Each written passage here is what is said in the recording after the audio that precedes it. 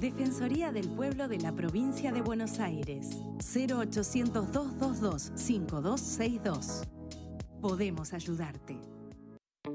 Seguinos en nuestras redes sociales y entérate de todas las actividades legislativas. Honorable Cámara de Diputados de la Provincia de Buenos Aires. Muy bien, Sole Gori está con nosotros. ¿Cómo va? Bien, todo bien. Buenas noches. Bien, buenas noches. Bien. No es la primera vez que vamos a hablar de esto y está bueno porque por algo es el título. Son enfermedades poco frecuentes, de las que generalmente se sabe poco y esos que lamentablemente tienen que protagonizarlas van de médico en médico, de médica en médica tratando de conseguir algo de información. Bueno, sobre esa, o por lo menos una vamos a hablar hoy. Sí, totalmente, porque el pasado 1 de noviembre fue el Día Mundial del Síndrome de Quilomicronemia Familiar. Es encima difícil el nombre, así que también eso complica un poco más aún la cuestión. La realidad es que el nombre tiene que ver también con cómo se da esta enfermedad, por qué, qué es lo que está afectado. Y eso es lo que vamos a contar un poquito ahora. Ahí están viendo, hay algunas plaquitas donde van a ir viendo como algunas imágenes representativas de lo que pasa. Bueno, quilomicrón es un nombre que tiene un transportador que va por la sangre que transporta grasas, ¿no? Cuando uno ingiere las grasas, que generalmente la grasa más común, los triglicéridos, son los que justamente no podemos, no se puede degradar en esta enfermedad, ¿no? Tienen afectado una proteína que justamente sirve para metabolizar esas grasas. Entonces, ¿qué pasa? Esas grasas quedan acumuladas, transportándose en la sangre y no pueden llegar nunca a eliminarse, ¿no? A digerirse, por decirlo de alguna manera, a metabolizarse. Entonces empieza a aparecer, como se vio en una de las plaquitas, que comienzan a acumularse esas grasas en el torrente sanguíneo, ¿no? Y no llega, eso hace más viscosa la sangre, llega el oxígeno mucho más tarde a los órganos, entonces empiezan a tener síntomas muy diversos, ¿no? En diferentes tejidos. Y esto es una enfermedad que es, bueno, justamente está dentro de las poco frecuentes porque afecta un gen, puede afectar algún que otro, o sea, siempre es monogénica, o sea, un gen está afectado, el más común es el de esta proteína que te acabo de nombrar, la LPL, lipoproteína lipasa, pero puede también alguna otra relacionada, se ha visto que también puede haber algún otro gen alterado relacionado también al metabolismo de las grasas igualmente.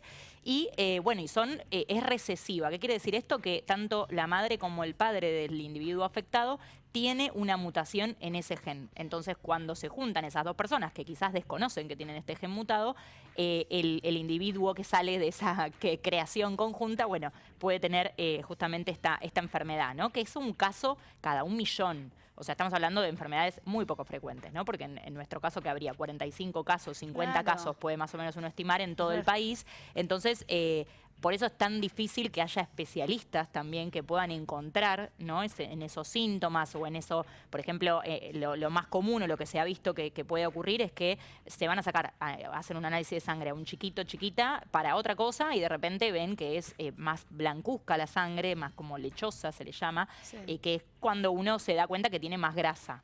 Y eso puede llamar la atención, por ejemplo, pero en realidad uno fue por otra cosa, digo, ¿no? Y hasta que quizás le pegamos, ¿no?, al diagnóstico es un tema. Ahí, por ejemplo, hay una placa que se está mostrando que es un score. Un score es un sistema de puntuación que es por determinados síntomas o justamente indicaciones clínicas que podés llegar a tener, algo clínico que se encuentra.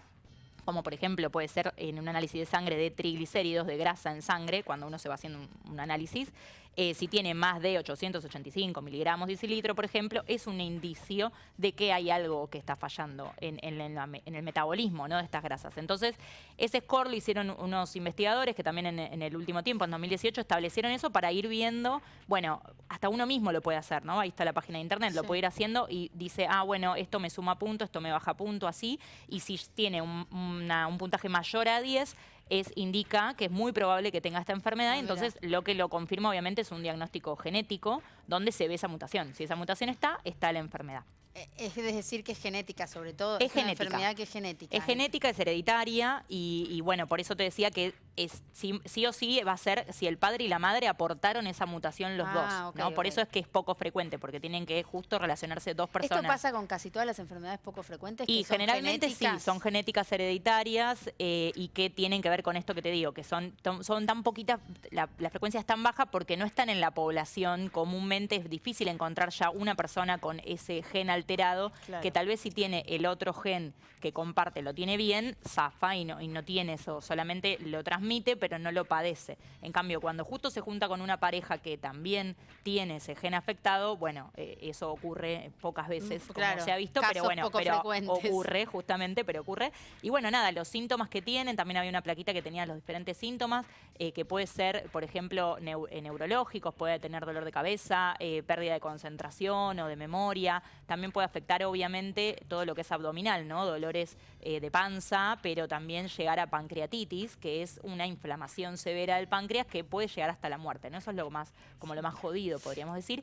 Y acá en Argentina hay pacientes diagnosticados, en el último tiempo de hecho hay un trabajito de 2022 donde se vieron 20 pacientes pediátricos, que generalmente se puede ver ya en niños, niñas o adolescentes, pero hay muchos casos que todavía quizás son adultos y no han tenido esos síntomas, por lo menos nadie los ha visto y les ha dicho esto es por esta enfermedad, ¿no? Claro. No ha habido un diagnóstico. Y eso es un poco la idea de estos momentos, ¿no? De concientización, de estos días mundiales donde justamente hay una enfermedad tan poco frecuente, que son tan pocos casos en el mundo y que también hay pocos especialistas que saben cómo llevar esto a cabo. Y normalmente pasa que están 2 o 3 años hasta que enganchan a alguien El diagnóstico. que sepa. Y bueno, esta información justamente la provee, por ejemplo, un médico que es especialista en esto, que es Juan Nogueira, que es presidente de la Federación Argentina de Sociedades de Endocrinología, y que justamente están tratando de concientizar esta enfermedad y bueno, y llaman también a difundir la información y a entrar a las páginas de internet, tanto de esta fundación como de la Sociedad Argentina de Lípidos, donde tienen el acceso